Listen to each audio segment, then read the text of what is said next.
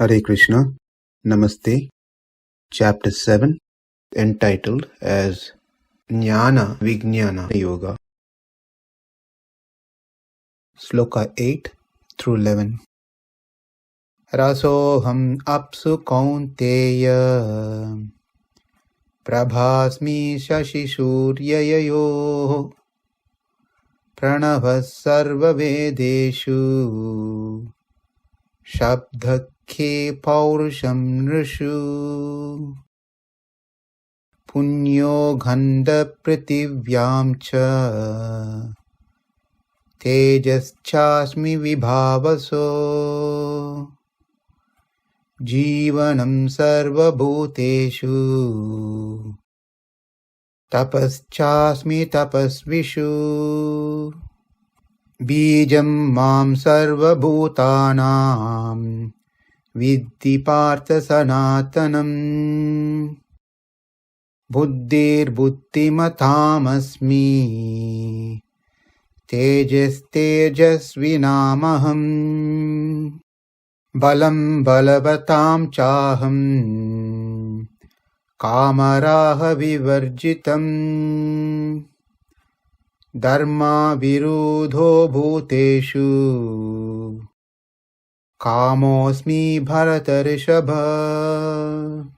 Verse 8. Let's see the word by word meaning of this sloka. Kaunteya, O son of Kuntī, āhmp, I, apsu rasaha asmi, am the taste which is the special quality of water, śaśi-sūryayoḥ, of the moon and the sun, prabhāsmi, am the light, sarva-vedeṣu praṇavaḥ asmi, am the sacred syllable, the praṇavaḥ, the essence of all the Vedas, śabdaḥ asmi, am the sound that newly arose in ether, nṛṣu pauruṣaṁ asmi, in men I am the ability.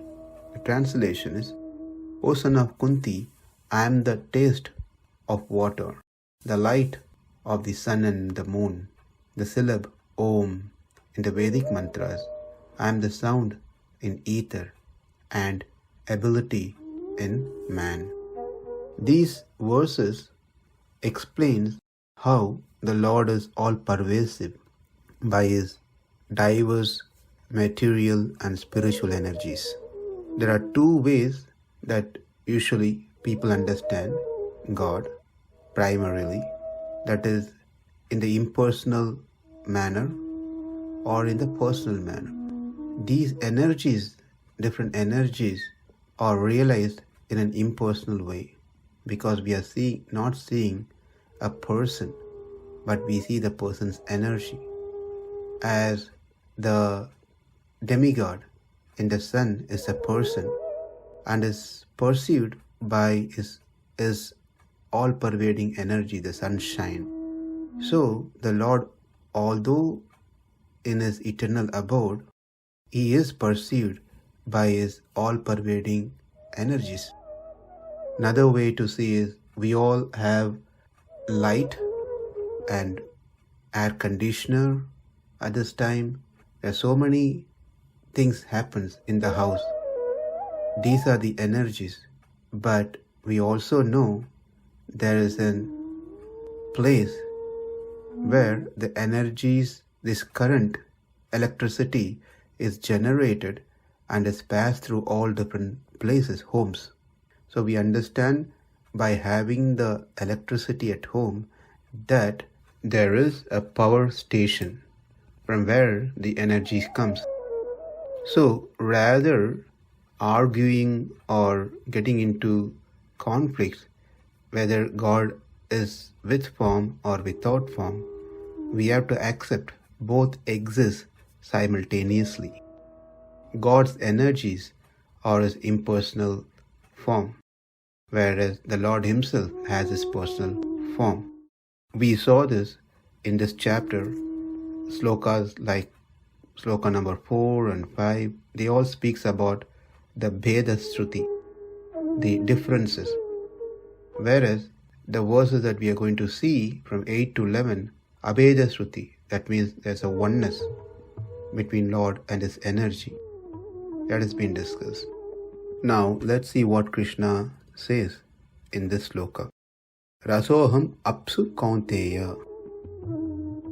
Apaha means water. So the special principal quality of water is its taste.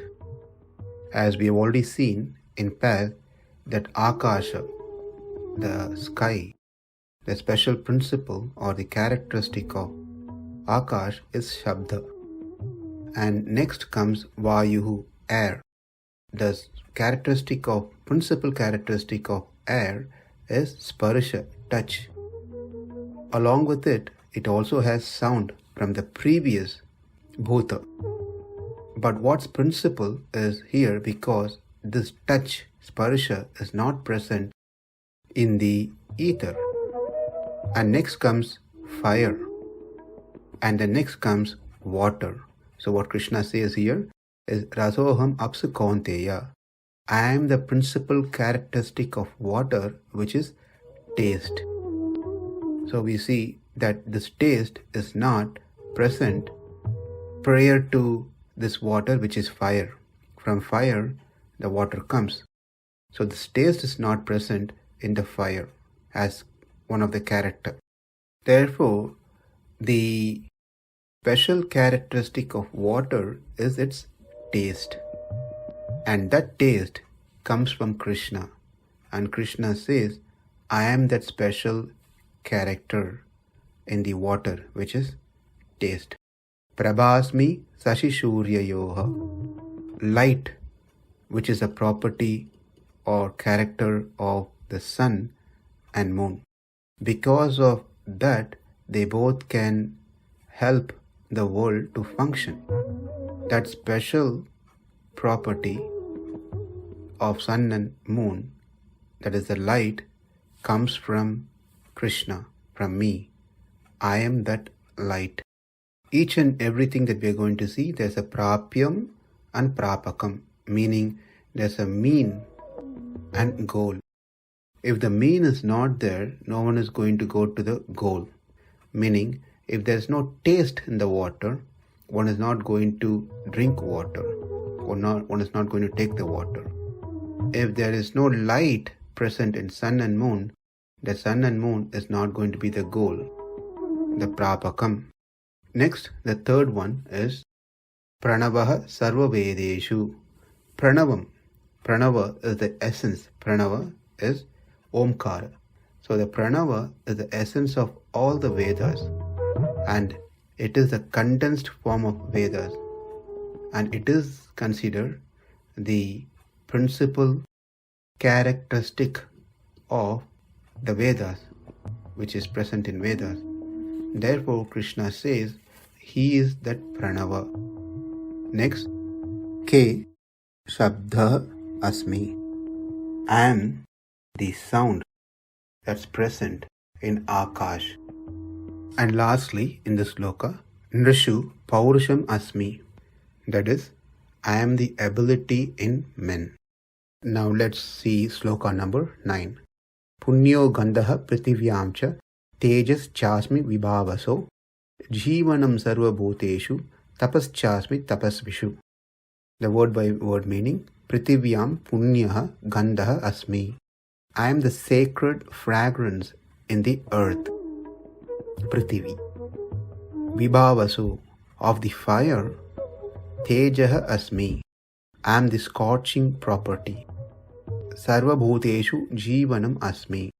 In all being, I am the life principle. Tapasviṣu cāsmi.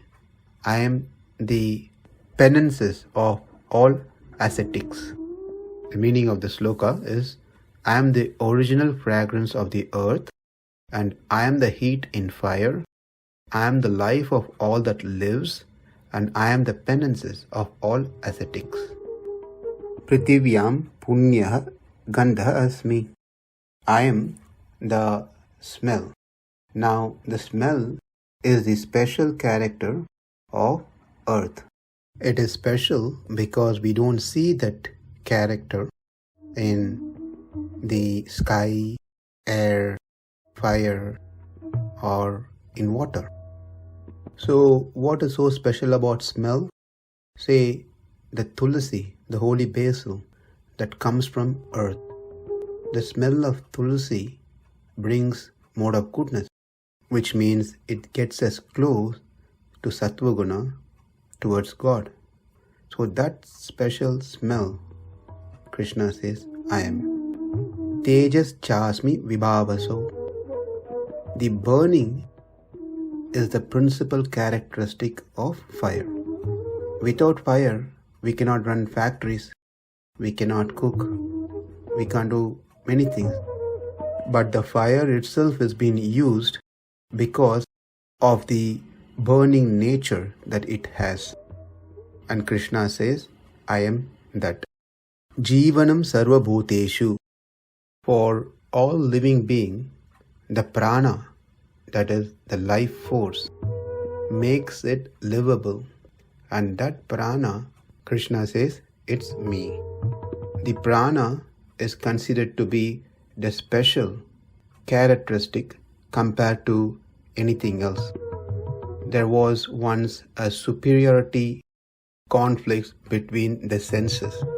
So the eye said, without eye, one cannot live. And the hand said, without hand, one cannot function. The leg said that it is great. And each and every sense objects started speaking themselves to be greater. If they don't exist, one cannot survive. They all went to Brahma. Brahma said, okay, each one of you leave one at a time. And if the person does not survive after you live, then that means you are most important and superior compared to other senses. So one after another, the eye left, the person survived.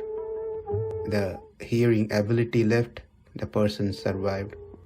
The smell left, person survived.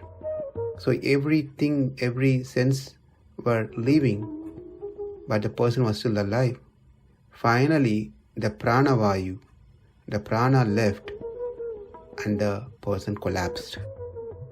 Therefore, from this, we see that prana, the life force, is very important. Krishna says, I am that prana of all living entities. Tapaś cāsmi tapasviṣu. This means I am the tapas of the tapasvis. And this tapas, the penance, should be for good cause, not for harming anyone. But even for one to do penance, one needs the mercy of the Lord. One might think for having nice food to eat every day properly and nicely, we need mercy of God. It is equally true that even for one to fast, restrain from eating, they need mercy of God. So Krishna says, I am the penance of all ascetics. So what we have learnt from these two slokas is having an awareness, to become aware that earth, water, fire, air, ether, they have their active principle, and that principle is due to Krishna. It comes from Krishna. It is Krishna. Namaste. Hare Krishna.